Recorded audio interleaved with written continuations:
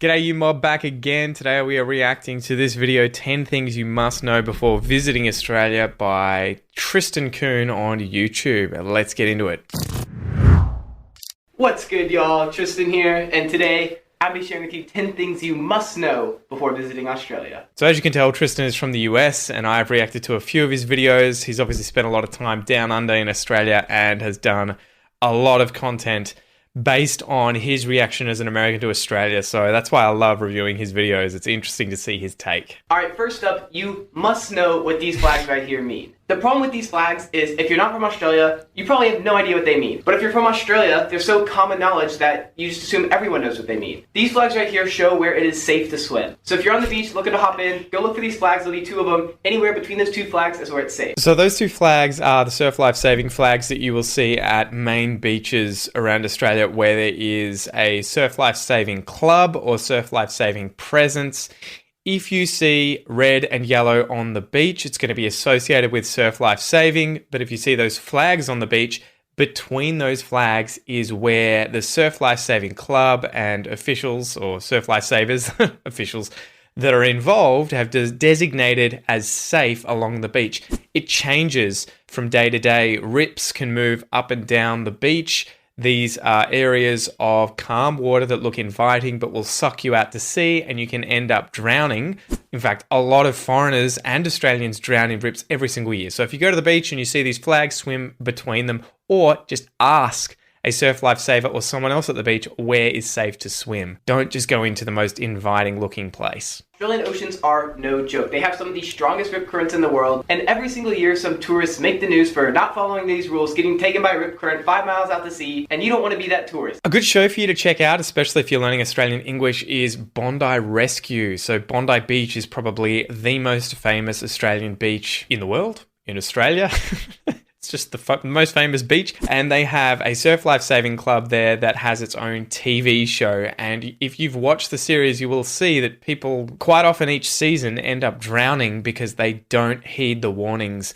They don't follow the rules. They don't look at the flags. So check out that show. There's also a lot of laughs on that show. There's a lot of unique characters that pop up on the beach. Now, number 2, when you're in Australia, don't speed. I can't emphasize this enough. They have speed cameras all over Australia. They are super strict. If you're going just a couple Ks or miles over the speed limit past one of these, they'll take a picture of your license plate and mail you a very hefty fine in the mail. I had a friend who didn't know about these and he accumulated about $3,000 worth of tickets in just 2 months. Jesus Christ. 2 months. Yeah. So, I mean, first and foremost, if you come to Australia, don't speed.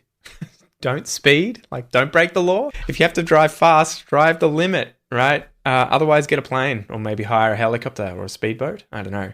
But yeah, Tristan's not a fan of the speed cameras and the police presence around Australia, as he's mentioned in other videos, but there is a lot of it. You're going to see police using radar guns. You're going to see cars parked on the side of the road with cameras in them that take photos of you. And you're also going to see speed cameras along highways and freeways that will snap photos of you if you go anywhere over 3 kilometers over the speed limit. So, I mean, it happens to all of us. You know, sometimes we have lead feet and we push down a little too hard. I've been fined a few times in the past, but try and avoid it where you can. You'll get done and it costs a lot. Fines can be hundreds, thousands of dollars. Also, don't be on your phone because they have phone cameras as well, so they can tell somehow if you're on your phone and you'll get a ticket for that as well. These just came in recently, in fact. I noticed a story the other day in the newspaper showing that I think around Sydney, they have these cameras now that look down over the car, and if you have your phone in your hand, on your lap, if it's anywhere that's obviously you using that phone,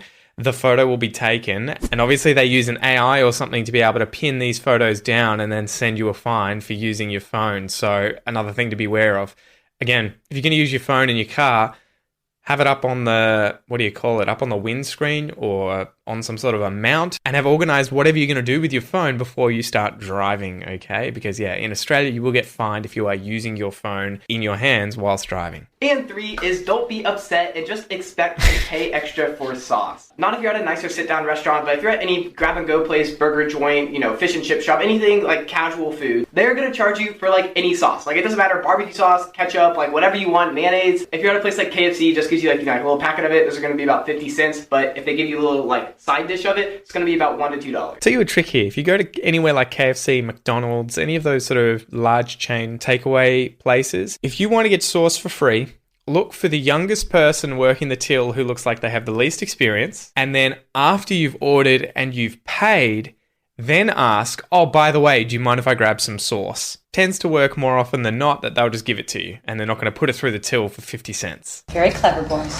But yes, he's mentioned this before in other videos. Australia is renowned for having these kinds of takeaway stores like fish and chip shops, burger shops, and they will package the sauce in small plastic containers that they then sell for anywhere up to several dollars for you to do. My trick is order your food and then go to the supermarket whilst you're waiting for your food, buy a bottle of sauce, mustard, whatever it is that you want to put on your food, and you'll probably be able to get it for about the same price as that tiny little 20 mil, 50 mil container of sauce at the takeaway store. But yeah, it's a way for them to make extra money. It's just what they do. What do you expect? What do you expect? Hey, you don't have to tip there, so you're good on that end. That's it. You can save all the money on tips and spend it on sauce. And number 4, if you're going to be buying alcohol or going to clubs, you might want to bring your passport for you if you're not from Australia. This varies greatly depending where in Australia you're at. So, for example, when I was in Melbourne, they were really strict on it. Certain liquor stores, certain clubs, they would not let you in without a passport. It's not so much about a passport, it is about having valid identification. Obviously, a passport works as ID, but if you have a learner's permit, probationary permit, or a full license in Australia, often if you have a student card from a university that has your birthday on it, they need to see that you are over 18 in order to enter a lot of these places where they're selling alcohol as well as buying alcohol in these places. And the staff, at least the ones that are well trained, will ask you for identification if you look younger than 25. So it doesn't matter if you are 30, if you are 18, if they perceive you to appear younger than 25 years old, they are legally required to ask for identification. And if they don't, and you turn out to be under 18 and you get into the club and for whatever reason there's a police presence that finds out about that, they can be fined tens of thousands of dollars and have their alcohol license taken away from them. So that's why it happened. Damn! It's okay. So yeah, have ID on you if you want to enter clubs and drink in any of the major cities, well, probably anywhere. So just have it on you at all times. And there in Victoria, that is the law. But at the same time, there are plenty of bars and clubs and, I don't know, like bottle shops and whatnot, where they'll serve you with just a driver's license. But those places are kind of bending the rules. They're not bending the rules. They can use a driver's license. They don't need your passport. They just need identification that states your age. Some ID, if it's from a different country, may not work. So be sure that you've got something that is either your passport that is obviously accepted everywhere or specific identification from Australia, okay? And if you're worried about it, check with someone. Like Queensland, where I never was asked once for my passport, so it really varies greatly. Now, number 5 is get used to swearing. If you hear people saying like bad words around you, don't be offended by it. Cussing is just a big part of Australian culture and it's used a lot more there in just everyday language. It's interesting that he said cussing. So this is a verb that Australians won't tend to say. We're not usually going to say to cuss. You have to use so many cuss words. To cuss. We're usually going to say to swear. To swear. Okay? So yeah, but he's right. There are loads and loads of Australians who swear like crazy. It's not every single Australian, but you're definitely going to hear it quite often. And that tends to be a stereotypical difference between America and Australia. You will hear us drop the F-bomb and the C-bomb. Yeah, dog. You know, one of the worst words in the English language, much more frequently than Americans. Not necessarily in anger, but you'll hear swearing quite often in Australia, okay? Again, this is not a suggestion that you should swear, but just be aware that that's going to happen. And it's not always that someone's, having a go at you. They're not angry with you. That's just how they express themselves, especially tradies. Number 6, expect and be ready to pay at the counter when ordering food at restaurants. So it's really common there not to bring your check to the table. So either they might go to your table, get your order and whatnot, you eat, then when you're done, you go to, a certain checkout place to pay. Or sometimes you'll go up to the bar or ordering station and you'll tell the bartender your order, your food order, not drink order, and then they'll put it through and bring it to your table. But don't end up like me sitting at your table what is taking so long? Waiter! In your average cafe or restaurant, takeaway store that sells pizza or fish and chips or burgers or something, they're not going to bring the bill to your table. They're either going to get you to pay before you sit down or they're going to get you to come up after you've had your food and pay then. If you go to a sort of higher class restaurant, it is very common that they will bring the bill to the table. So you're not going to have to get up and pay because it's seen as a kind of cheap experience if you have to do all that yourself. When you go to an expensive restaurant, it's expected that the waiters and the staff are going to do everything for you, okay? So there will be places that you can go where they'll bring the bill to your table. The other thing that's interesting here that we talked about last time is that you don't have to tip in Australia. You can tip, there is a tipping culture to some degree, but it's not required, and this is because we have a minimum wage that's pretty high. When I was working at a restaurant, I was getting paid about $25, $26 an hour, so I didn't need tips to get by. In America, their minimum wage is much lower, and a lot of the time, tips that are received for service make up the bulk of their wage. The other interesting thing here is that as a result, no tip! Waiters in Australia won't tend to be as polite, as attentive as American waiters because they don't have to work for those tips. They get paid by the hour. Enjoy your soup. Number 7, and this is a big one. So, if you're about to go to the bathroom, make sure you check carefully in the toilet before you sit down. Australia is known for their abundance of super venomous snakes and spiders. Now, can you imagine waking up early in the morning, sitting on the toilet, and then this popping up between your legs? Okay. So, this is true. But it's not true everywhere. So if you're anywhere in Australia, don't just freak out thinking there's always going to be a snake in your dunny, right, in your toilet. That is something that has never happened to me down here in Victoria. Maybe it would happen if you went camping somewhere and it was an outdoor toilet and it was the middle of summer where it was really warm and somehow a snake from the bush got into the outdoor dunny.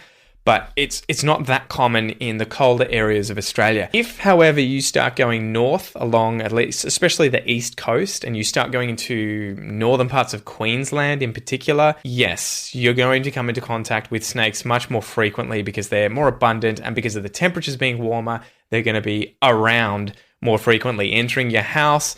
And for whatever reasons, toilets seem to attract a lot of animals. Probably because of the water. There was an interesting story I saw a while back though, and I think this was in Victoria, where a tradie was bitten on the penis 2 times by probably the same redback spider in a portaloo that was used on a work site, and he had to go to the hospital twice in order to deal with that. So yeah, there are plenty of animals that do end up in the toilet. If you're really worried about it, just look before you sit. Maybe I should have said look before you.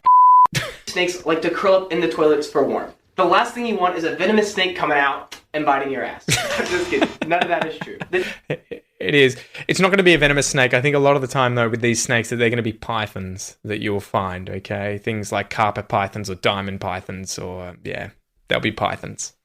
Don't worry about it. Don't freak out. Maybe there'll be green tree frogs too. The truth is that Australia isn't that deadly, and you shouldn't be worried about the venomous animals there at all. You're much more likely to die in a car accident than you are from a snake bite, a crocodile attack, a jellyfish sting, a spider bite, any of that stuff. You are much more likely to die from a dog attack, from you driving a car and hitting a kangaroo and then driving off the road. So yeah, just put things in perspective. You're very, very, very unlikely to die from spiders, snakes, crocodiles, sharks, any of that stuff. Matter of fact, you are way more likely to die from an animal like a horse, a cow, a bee, even a shark attack than you are to die from a snake or a spider in Australia. I think horses actually end up killing the most Australians each year, and it's probably not that the horse is actively killing them, it's that they're falling off the horse, knocking their heads, and then subsequently dying. But yeah, horses, if anything, next time you get on a horse, you should imagine it's like 70 times worse than being near a venomous snake. Every American I knew when I was about to leave was,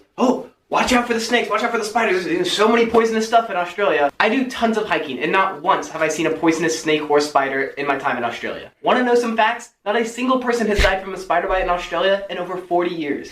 There you go. I think the last time someone died of a funnel web spider bite was back in the 70s or 80s. So yeah, it was a long time ago. I've used this graph before, and yeah, check out the most common killers on there. It's horses, cows, mammals, other mammals, hornets, wasps, bees, and then sharks, and this is over a 10-year period. So it's not even 70 people dying a year from horses, cows, and other animals. It's over a 10-year period. But yeah, don't freak out about animals in Australia. You're much more likely to die by other people, cars, diseases, heart disease. Freak out about that. Next time you go to McDonald's, maybe, have a panic attack. Put things in perspective. Now, number 8 is you need to know that driving on the left side of the road, most likely the other side for you, is easy. People are often really worried to drive in Australia, to rent a car, and I'm here to tell you, don't be. Myself and tons of backpackers and people that I met, we all rented cars, and it's so easy. Like, you instantly adjust to it. Like, you get in your lane, and you just, I don't know, just the way the lanes go, it's not hard to switch to the other side like you might think. The only thing that'll probably give you trouble is when you're going to hit your blinker or your windshield wiper, you're probably going to accidentally hit the other one because they're switched. But aside from that, you're all good. This messed me up for a long time. I had a BMW when I was younger, and for whatever reason, I think because they're European cars and they just take the entire steering rack and put it on the other side of the car,